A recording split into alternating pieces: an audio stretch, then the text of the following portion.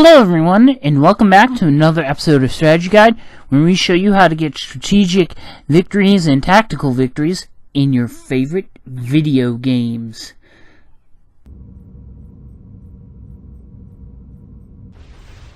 Hey guys, M12 here. Welcome back to another Strategy Guide.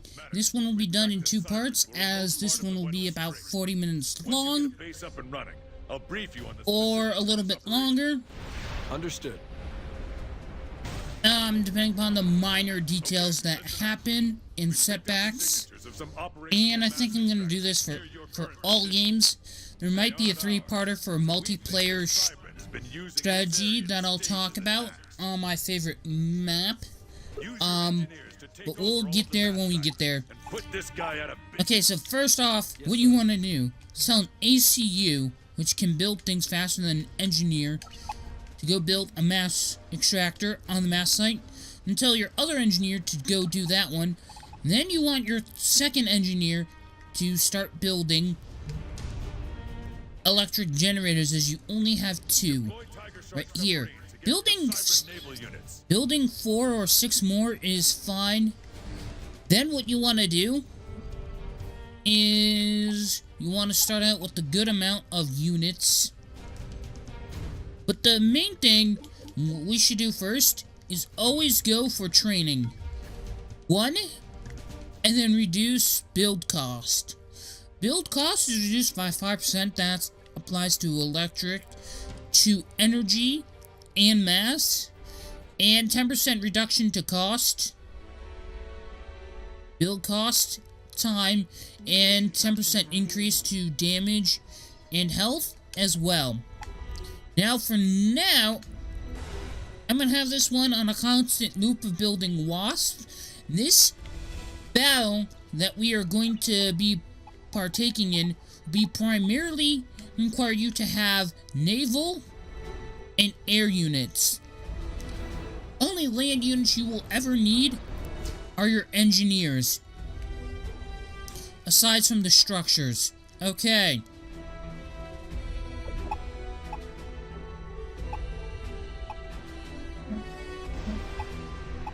I'm going to have this build 3 tiger sharks for now.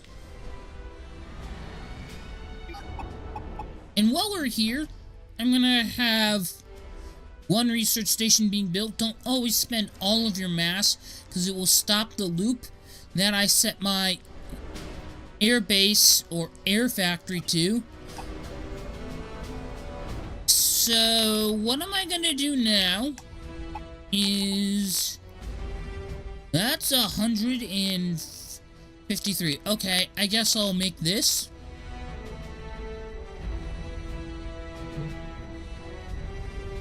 Over here.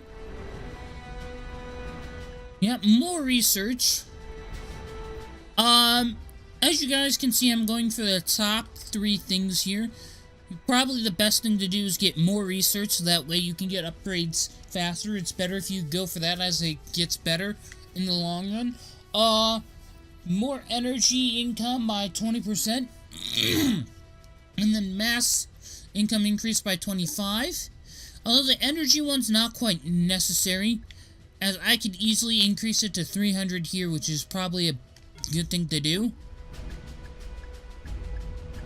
This one's actually 4 points, research points, but only does 20, so it doesn't really, not the best, but I mean, an increase is an increase. So I'm probably going to go for research, then mass, then the energy thing, and then after that I'm going to focus on research on air and naval units as needed for this battle. This first part is probably going to be preparation and talking about the strategical plan on how we're going to carry it out. Next part will pretty much me putting that plan into action.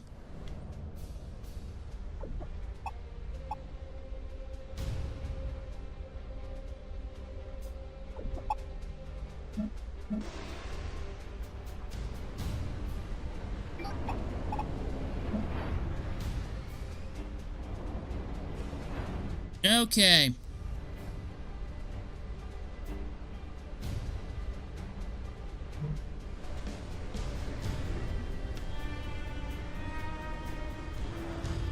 So, I got another research station going. You probably only need about 6 anyway. So, it's not really that much. I only use 12 in total when I'm playing against hard level difficulty AIs in multiplayer anyway.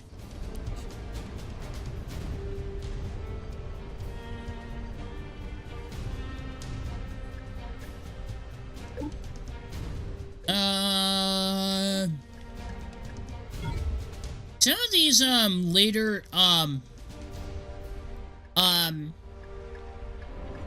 upgrades cost more research points. If you just want to buy like maybe a reduced build cost for air and naval units is good. You could build multiple factories that would give you a faster output of units, but we're not getting a faster output of mass from our mass extractors, so it won't be able to keep up with what we're doing anyway. So we're technically already at maximum efficiency. We'll build it later on, once we got our whole forces ready. That way I can have specific factories repeat builds to build a specific unit, rather than worry about having the mass for it, because I'll usually have one build a specific unit at a given time. We don't have the resources at the moment to make that, and I'd rather have an army to protect us than just have a lot of factories instead. Okay.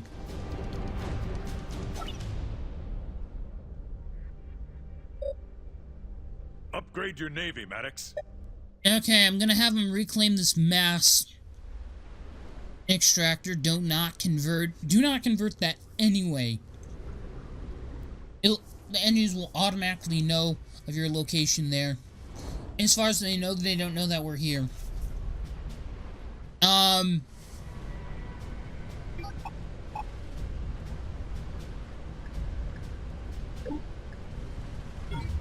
More research.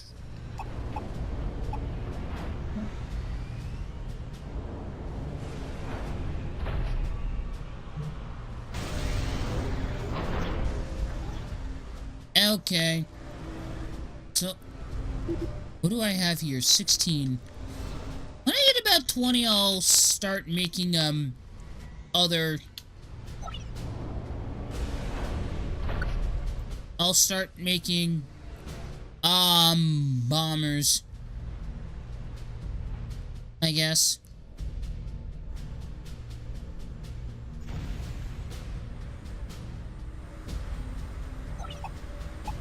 Now that we've reduced that mass extractor to Rebel, I'm just gonna have him build a unit on top of that, where the Rebel is, for a reduced cost.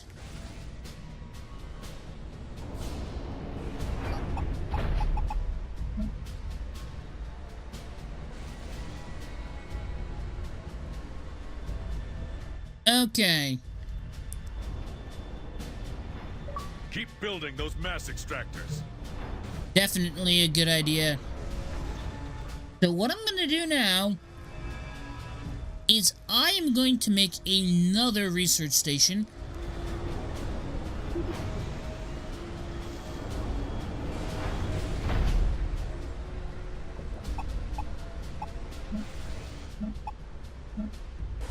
Now I'm going to have it repeat making bombers. And the only reason I'm telling one factory to repeat something at a time rather than multiple is because I don't think we can keep up with the build.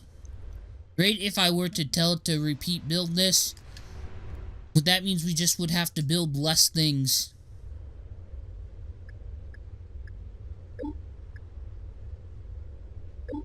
Either that, or what I'm going to do is 3.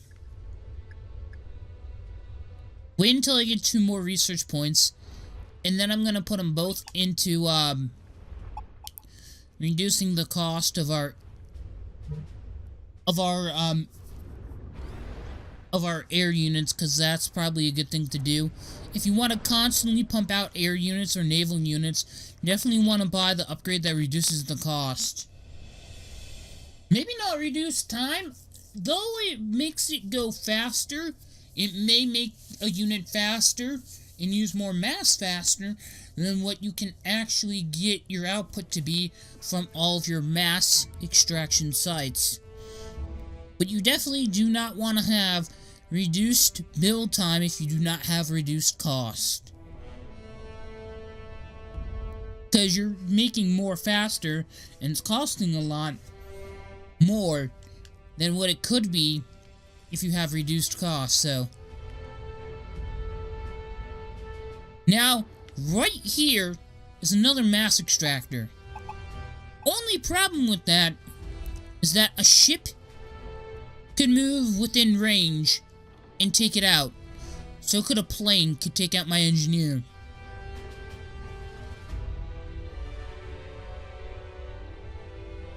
So what I'm gonna do is I'm gonna try something else. Every time that I try to reclaim this, I get shot down because I'm too close. So I'm gonna try and stay in the water, because I put this kind of close on the edge, and build a unit here. Okay, one of our two things is gonna be put on pause. There's not enough. It doesn't matter. I'll take care of that when we get there.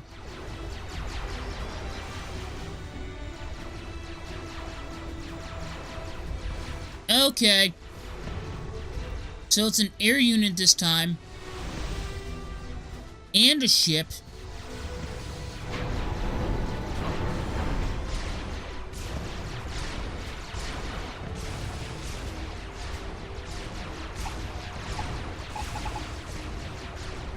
Taking out those extractors will cripple the chiphead's war effort.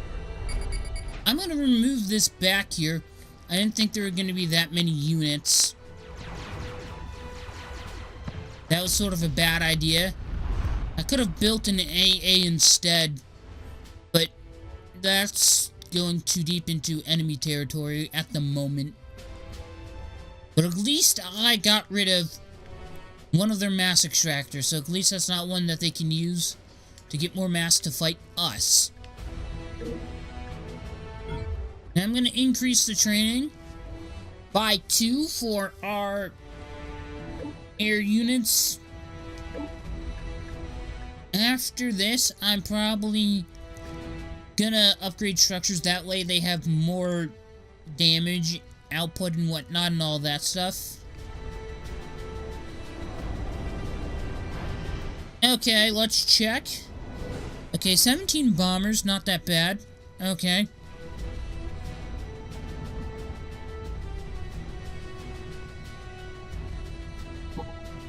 Now, one of the main things you're definitely going to need is a lot of tiger sharks. Now, the reason why I'm making a lot of tiger sharks is that they're like fighters, but of the sea and not of the air. Fighters can only attack other units of its class, which are aircraft class. Fighters can only attack aircraft. They cannot attack anything on the water nor on the ground. Same thing for submarines. There are submerged units that can only attack naval units.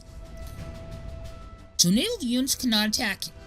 Submarine naval units cannot attack air units, but air units cannot attack submerged naval units.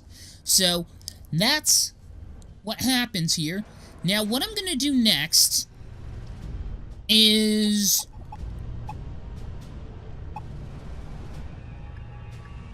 what do I want to do? Increase. I don't have reduced time for building this stuff. I definitely want to increase the health. That way I can get the Poseidon battleship, but I also probably want to get at least 3 for their naval abilities, like their increase their health and damage. Then maybe some of their vision with the radar.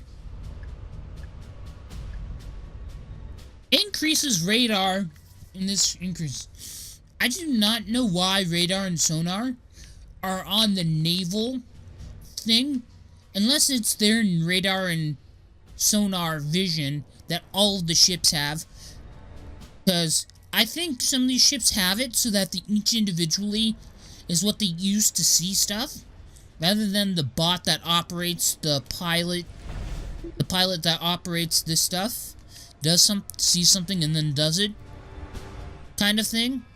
Or maybe it's talking about this radar, no, it would say radar installation, I think.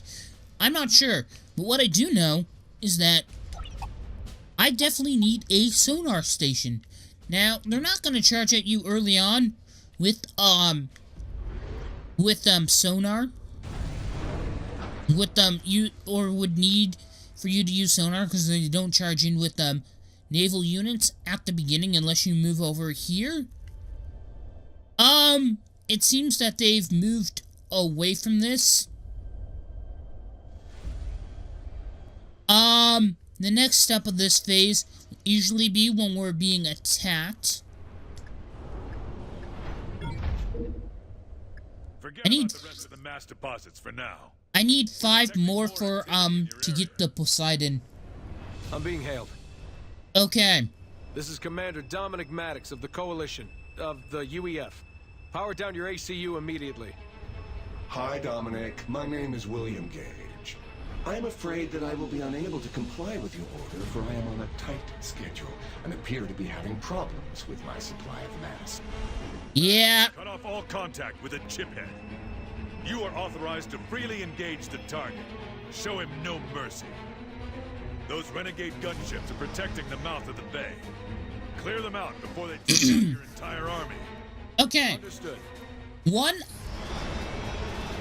Whoa. I know what I have to do. Something big in the Okay, that is a Kraken. That is a submergible. Some kind of experimental submarine. That is a submergible naval, Cybran experimental. It can submerge and it can also surface, so it's like a cruiser / battleship in a submarine in one. The Poseidon is now available for construction at your naval factory. Yeah, they cost a heck of a lot of resources, though. So much so that I'm actually gonna say to stop repeating builds, as I already have a whole lot of bombers. And what I'm gonna do is have this engineer come over here, and it's gonna assist this factory in making what it needs to build. Then what do I need here?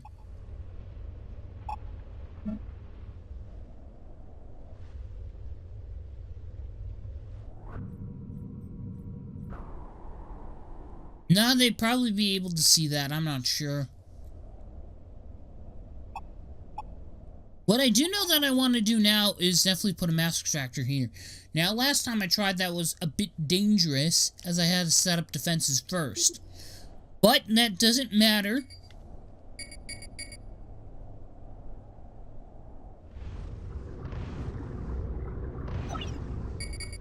Move out. Oh my god. It'll take a combined naval and air assault. Okay, so this engineer is being attacked badly.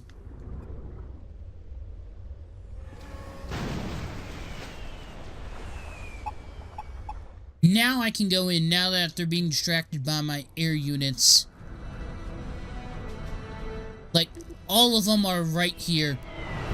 So we have fighters to fend off other air units, and we also have bombers to take down the naval units. They cannot attack the submerged units if they have any submarines. Then again, it doesn't really matter, as those submarine units cannot attack our air units anyway to begin with. I'm gonna sort of cripple their production by taking out this mass extractor.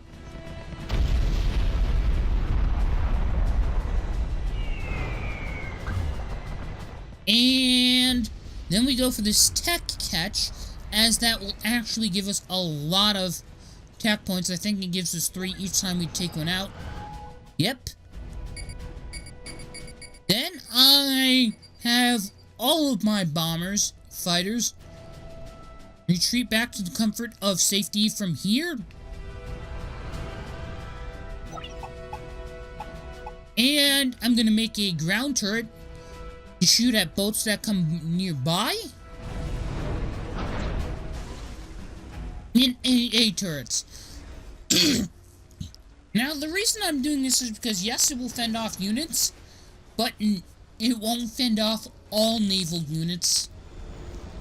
Because, if they're too close...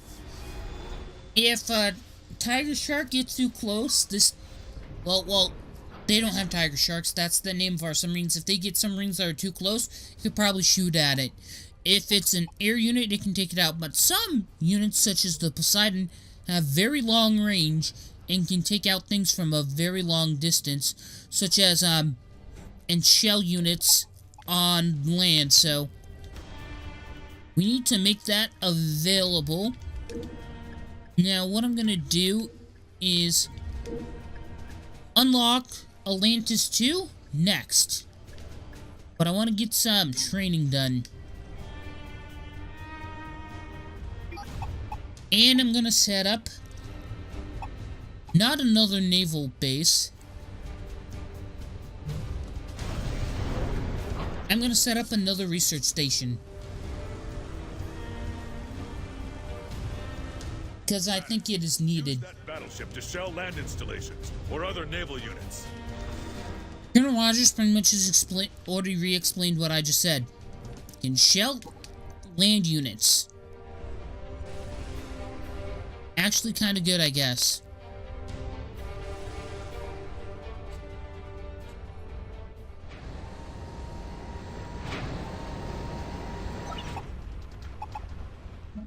Now I'm going to build another AA turret here, as I believe aircraft units move faster and more likely to travel over here, rather than the naval units, as it will take longer for them to do so. Help fend off. And then, I guess I'm gonna have this unit go heal itself. No, engineers can't heal themselves, but they heal over time, I guess. Because it health bar went up, and I didn't have anything to do with that, so just moving it near another engineer will make it heal it if it's not busy. So in between the few seconds that it breaks to release the Poseidon battleship from the naval station so it can go out to the rally point, it will try to heal it then for a few seconds at a time. Meanwhile, I'm gonna just make another research station. This will be my 6th and probably my last one. Anyway, guys, I think I'm gonna have to end this part 1 of Strike While Cold strategy guide for the UEF campaign on Supreme Commander 2. If you guys enjoyed watching this video, leaving any comments, questions, or feedback for me in the comment section down below would be highly appreciated, and I will see you guys later in another video.